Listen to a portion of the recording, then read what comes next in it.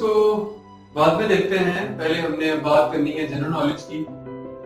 General knowledge की need तो already हमारे माइंड्स में बहुत ज्यादा एस्टैब्लिश्ड है कि अगर हमें कोई गवर्नमेंटल एग्जाम में बैठना है, अगर हमें कोई इंटरव्यू में बैठना है और अदरवाइज वैसे ही किसी सोशल लिटरेसी के हवाले से भी, तो हमारे लिए ये बैकबोन का इनका रोल है जनरल नॉलेज का कि सीएसएस और टीएमएस वगैरह में उस बंदे को थोड़ा ज्यादा समझते हैं कि वो बंदा जो है कर सकता है और वो बंदा इस लेवल का है जिसका जनरल नॉलेज इंप्रूव होता है। आप पहली नजर में कहते हैं यार आप जो है ना आप ये काम कर सकते। तो जनरल नॉलेज को इंप्रूव करने के लिए हमारे पास कोई ऐसी टिप मिल जाए, हमें कोई एक ऐसा वे मिल जाए जिसके थ्रू कम से कम टाइम में ज्यादा से ज्यादा चीजें हम एक्सप्लोर कर लें और हमें सोर्स का भी पता लग जाए कि किस सोर्स से और कैसे हमने चीजों को एक्वायर करना है। देखिए जीके में जो हमने पहले बात डिस्कस की है उसमें जो मेथोडोलॉजी हमने इवॉल्व करनी है, तो मैक्रो टू माइक्रो लेवल के लिए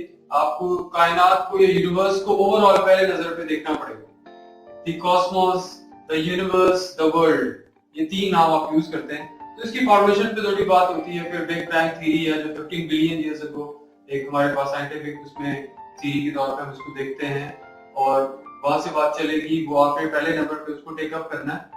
इसके बाद फिर हम बात को आगे लेके आते हैं और फिर अपनी जो गैलेक्सी है उसके ऊपर आ जाती है बात, यानी वो मैक्रो से आप थोड़ा सा माइक्रो हो गए कि आप कायनात से अपनी गैलेक्सी पे आगे, मिल्की वे पे आगे बात करते हुए और उसको आपने समझा और उसमें जितने भी आपके स्टार्स हैं उनके जो रैंडम्स आपको फिगर बताया जाता है, तो इसके हम उसके किस एरिया में एग्जिस्ट करते हैं मिल्की वे के, फिर ये चीजें पढ़ने की।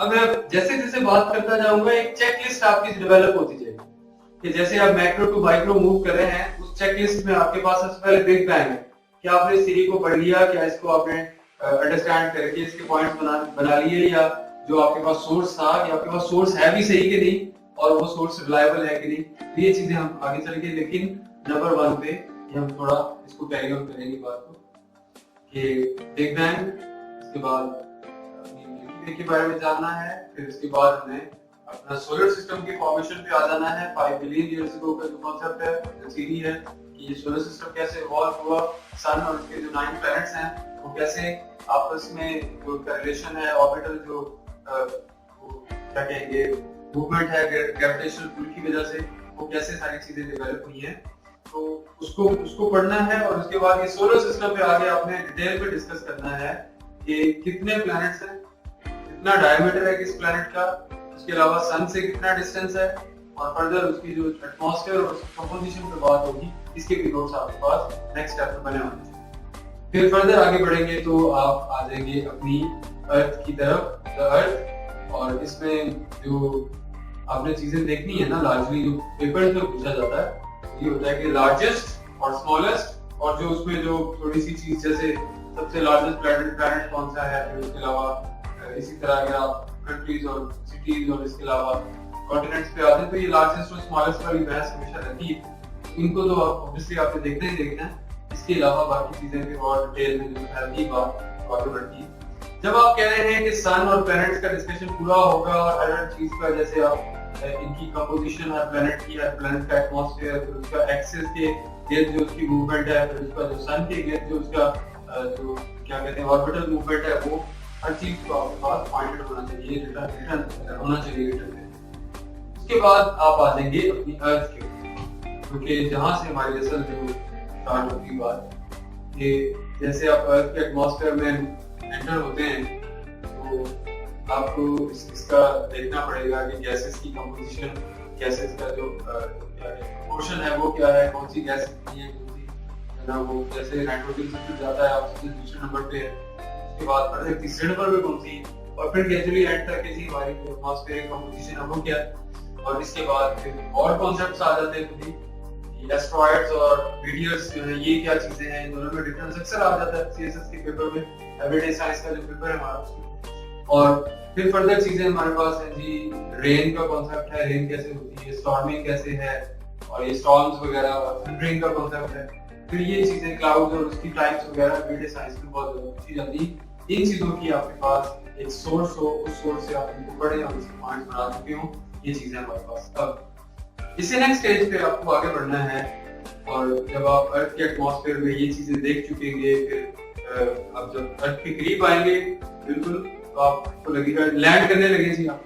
तो लैंड कहाँ पे करेंगे, वाटर बॉडी पे या फिर वाटर एरिया पे या लैंड एरिया पे? ये दो हमारे पास लैंड जो हमारे पास अर्थ डिवाइडेड है 71% राउंड अबाउट हमारे पास क्या है जी, वाटर एरिया है, ओशंस हैं, और उसके बाद 29 हमारे पास है लैंड एरिया। तो पहले कौन सी चीज है, बड़ी चीज को पहले एक्सप्लोर करेंगे। पहले आप ओशंस पे चले जाएंगे। ओशंस की जो आपके पास एक कैटलॉग बन जाएगा कि 5 ओशंस हैं और सबसे बड़ा कौन सा है, दूसरे नंबर पे कौन सा है, और अगर पैसिफिक है तो वो किन किन कंट्रीज को टच कर रहा है, और अगर अटलांटिक है तो कहाँ पे है। तो एरिया उसका जो स्क्वायर किलोमीटर एरिया, उसके अलावा किन कंट्रीज के साथ बाउंड्री लग रही है, और बड़ा कौन सा है, सेकंड लार्जेस्ट कौन सा है, ये चीजें कवर होगी। नेक्स्ट में हमारे पास ओशंस के बाद फर्दर ओशंस पे तो बात खत्म नहीं होती, सीज है हमारे पास। फिर ये जो गल्फ और बे में क्या डिफरेंस है, और इसी तरह स्ट्रेट किसको कहते हैं। ये ओशनिक बॉडीज और जो हमारे पास रेलेवेंट इंफॉर्मेशन है ये भी पूरी होनी चाहिए।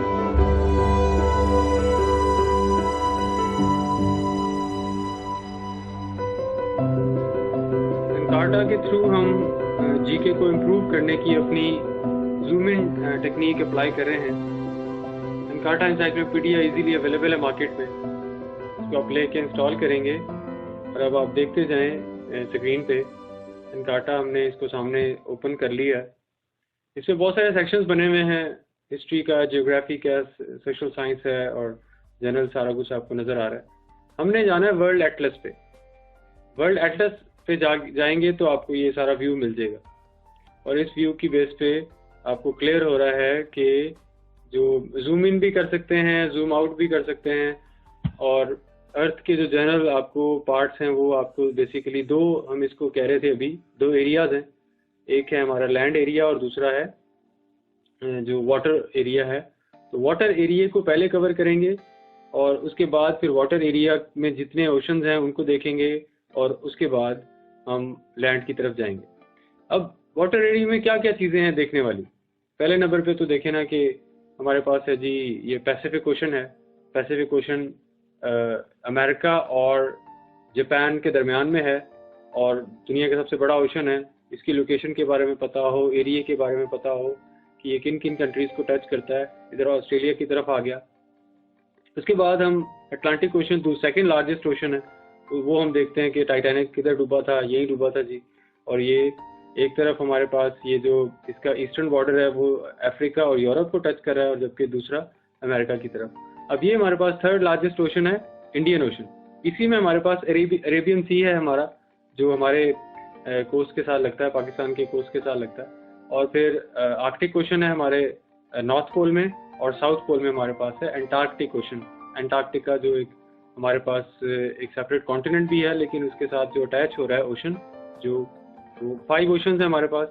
फिर फर्दर हमने क्या देखना है, फर्दर इनमें हमने देखना है कि जो मैप तो आपको नजर आ ही रहा है, आप आर्टिकल पे जा सकते हैं, उस पर राइट क्लिक करें, उस जो भी आपके पास वर्ड आ रहा है सामने, तो आपके सामने आर्टिकल खुल जाएगा और एक एक सेक्शन की फर्दर डिटेल है। जैसे आपके सामने बाउंड्री और साइज है आर्कटिक ओशन का।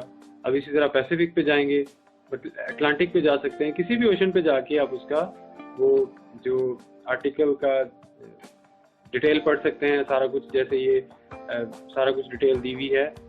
कौन सा ओशन है जी, अटलांटिक ओशन। तो ये चीज़ है हमारे पास कि इसको करने का तरीका। अब जूम इन टेक्निक को आपकी थोड़ी सी समझ अगर इसमें हाजिर नाजिर बैठ के सोच रहे हैं तो आसानी से पिक कर सकते हैं कि आप एक मेगा चीज से माइक्रो से माइक्रो की तरफ मूव करें। ओशंस और इसके बाद इसमें सीज हैं, फिर हमारे पास बेस हैं, फिर गल्फ्स हैं, और जो जैसे गल्फ ऑफ मैक्सिको है और बे ऑफ बंगाल है हमारे पास। अब इनके डिफरेंसेस और इनमें आपको पता होना चाहिए कौन सी चीज़ कहाँ पे है। फिर इसके बाद आपको अगर आप तो ये सारी चीज़ें कवर कर लेते हैं, ओशन डेप्थ भी देख लेते हैं, मैरियाना ट्रेंच वगैरह को, ये जो हमारे पास यहाँ पे है पैसिफिक ओशन में जो डीपेस्ट पॉइंट है। फिर आप डेड सी वगैरह का भी आपको पढ़ना पड़ेगा, ये सारी चीज़ें, मेडिटेरियन सी की इंपॉर्टेंस वगैरह भी। इसके बाद जब आप फर्दर जूम इन करेंगे ओशन से, अब आगे लैंड एरिया पे, लैंड एरियाज में हमारे पास हैं कॉन्टिनेंट्स। जैसे ओशंस 5 हैं तो कॉन्टिनेंट्स हैं 7, उनके नाम और उनके एरियाज और उनकी लोकेशन सारा कुछ पता हो। फिर कॉन्टिनेंट्स के अंदर हमारे पास हैं जी कंट्रीज, और उन कंट्रीज को आपने टच करना है कि कौन सा कंट्री किस कॉन्टिनेंट में है, और अलग-अलग बीच में गेम्स भी हैं हमारे पास एनसाइक्लोपीडिया में, वो मैं बाद में बताऊंगा, जिनके थ्रू आप ज्योग्राफी को अपनी को कवर कर सकते हैं। फिर इसके बाद जब कंट्री पे बात आएगी तो मेजर कंट्रीज जो राउंड अबाउट आपके 40 to 45 बनते हैं जो CSS में इम्पोर्टेंट हैं, उन पे आप आके उनकी जो भी डिटेल है उसको एक्सप्लोर कर सकते हैं। फॉर एग्जांपल हम अगर अपने कंट्री पे आ जाएं पाकिस्तान पे, तो पाकिस्तान पे आपको क्या मिलेगा जी, ये तो एक तो ये सारी डिटेल है हमारे पास, जितना मर्जी जूम इन करके आप इसको देख सकते हैं। ये हमारे पास है जी, अपने मुल्तान पे भी बात कर सकते हैं, इधर ही होगा कहीं, तो इन डिटेल या ये राजी हमारा जो सिटी है मुल्तान। अब ये भी हो गया, आपको करना क्या है अब इसके बाद मेजर जो कंट्रीज के बाद उनके मेजर सिटीज पे बात होगी, फिर उनके उन कंट्रीज के कैपिटल्स पे बात होगी, वो आपको आने चाहिए। फिर कैपिटल्स के बाद आप जनरल जो GDPs हैं वो इकोनॉमिक्स के हवाले से भी देख लेते हैं चीज़ों को, और इस तरह करके आप एक जूम इन टेक्निक को अप्लाई कर सकते हैं। कहाँ आप कायनात से चले, फिर आप सोलर सिस्टम पे आ गए, सोलर सिस्टम में फिर आप अर्थ पे आ गए, अर्थ में आपने दो चीज़ों को डिवाइड किया, ओशंस को और फिर कॉन्टिनेंट्स को, फिर ओशंस की डिटेल आपने देखी, और फिर उसके बाद उसकी जो अदर बॉडीज़ हैं वो भी सारी एक्सप्लोर की। फिर कॉन्टिनेंट्स पे आए, कॉन्टिनेंट्स को आपने डिटेल में पढ़ा, और फिर उसके बाद आप कॉन्टिनेंट्स में हमारे कंट्रीज़ हैं, कंट्रीज़ के कैपिटल्स हैं, और कैपिटल्स के फिर प्रेसिडेंट्स होंगे, प्राइम मिनिस्टर्स होंगे, और फर्दर ये सारा कुछ, और फिर वो उस कंट्री की कोई ना कोई इंटरनेशनल एफिलिएशन होगी, ग्रुपिंग होगी, कोई किसी इंटरनेशनल ऑर्गेनाइजेशन का हिस्सा होगा, वो फिर हम पढ़ना शुरू करते हैं, UN से लेके फिर सारी चीज़ें नीचे तक। हमारे पास OIC है, फिर ADB है, एशियन डेवलपमेंट बैंक्स आ जाते हैं, IMF वगैरह, और बहुत सारी एसोसिएशंस हैं जो इंटरनेशनल ऑर्गेनाइजेशंस हैं, उनको आप कवर करते हैं। जैसे अगर इसी मैप से एक्सप्लोर करना चाहें तो जो कम्युनिस्ट स्टेट्स हैं वो आपको पता हो कौन कौन सी हैं, फिर कैपिटल स्टेट्स कौन कौन सी हैं, वर्ल्ड वॉर्स के बारे में अगर कहा जाए तो वो कौन सी किस कंट्री के साथ हुई है और किस रीजन से कैसे कैसे आर्मीज ने मूव किया था, फिर वर्ल्ड वॉर 2 है, और इस तरह आप इन चीज़ों को कवर करते हैं।